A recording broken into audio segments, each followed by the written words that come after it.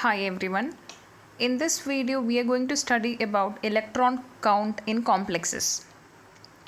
By counting the number of valence electrons surrounding a metal atom or a metal ion in a complex, it is possible to know about, or it is possible to predict the stability of the compound, or we can, in some cases we'll be able to know how much metal metal bond is there in a complex, or regarding the ligands, like whether it is terminal ligand or a bridging ligand. So by knowing this, we'll be able to predict the structure of the, or the possible structure we can say, of the compound given.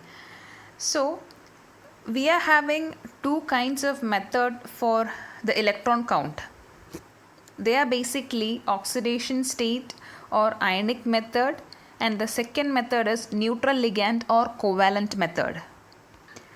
So if we are considering these two methods as parties, so we can say equal number of supporters are there for both these methods. Like these both methods are equally popular among the people.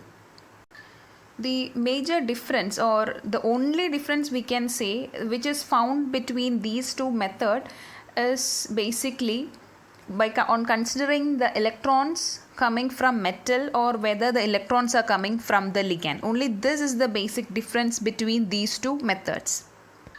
The first method, the oxidation state method, is basically used when a reaction in which there is a change in oxidation state of the metal, or we can say, or whatever is the central metal atom. Depending on that, we are considering the oxidation state method. And in the neutral ligand method, this is the most popular one because it doesn't need a correct assignment of oxidation state, and this is basically for low valent transition metal complexes with ligands which have some unsaturation. And so here in this case, each metal and ligand are treated as a neutral substance. So neutral method is most popular one, and in this video we'll be focusing on electron count when we are considering this neutral ligand method. And oxidation state method is considered only when we are considering high valent complexes, like if the ligand, sorry for the disturbance, if the ligand is nitrogen, oxygen, or maybe halogens like chlorine, bromine, iodine, only if we are considering those kind of ligands, we will be focusing on oxidation state method. In this video we'll be focusing on the electron count in complexes via this neutral ligand or covalent method. And before moving to further examples related to the topic, we should know about the elements and its atomic number. So for reference we'll keep it here. Now we'll move on to the examples. As a first example, we'll consider this complex HMnCO 5 times. In this case we are considering this neutral ligand method. So first of all, Mn is the metal. So how much electron count it will be providing? So Mn, it is having an atomic number 25, and we know it will be giving 7 electrons, and CO is a ligand, it will be giving 2 electrons. We are having 5. So 5 into 2, that means it is provided by the CO ligand.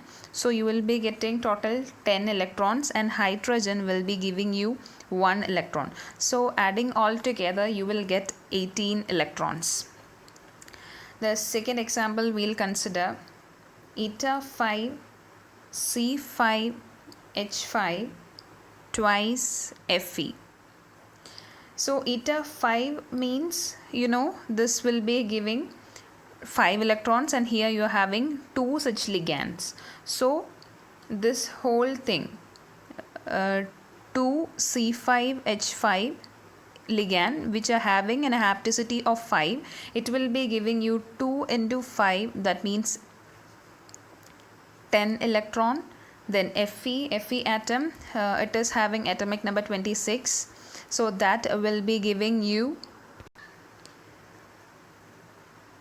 8 electrons. By knowing the electronic configuration of Fe, the last electronic configuration will be 4s2 3d6, so you will be getting 8 electrons. So adding this 10 plus 8, you will be getting again 18 electrons. Then we'll take another example. The third example will be like something different. You're having the ligands. They didn't mention what is the type of ligand you are having. If you have to count the number of electrons in this complex, so the metal you are having here is MO. It will be giving you MO. MO will be coming under chromium, so it is having 24. Upon knowing the electronic configuration 5s2 4d4, you will be having here 6 electrons. Then here you are having 2 ligands of C3H5 which are having hapticity of 3, because this means hapticity 3. Here this whole thing is bonded, so you have to say hapticity of this one ligand is 3. So you are having 2 such ligand which have hapticity 3, that is C3H5. So here you will be having 6 electrons again.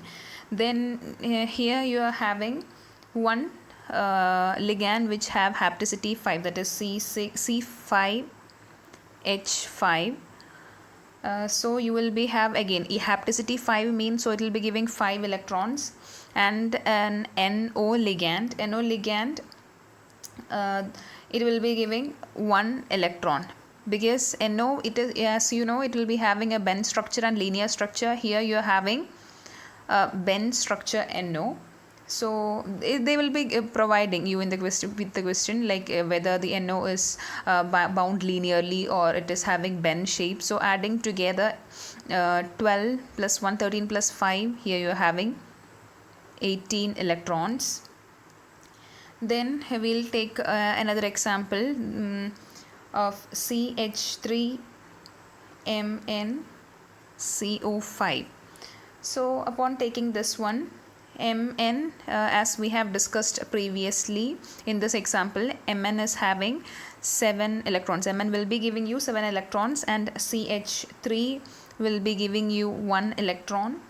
Then you have 5 CO here. 1 CO will be giving you 2 electrons, so 5 CO means 2 into 5, that is 10 electrons. So again 7 plus 1 8 plus 10, you are having 18 electrons.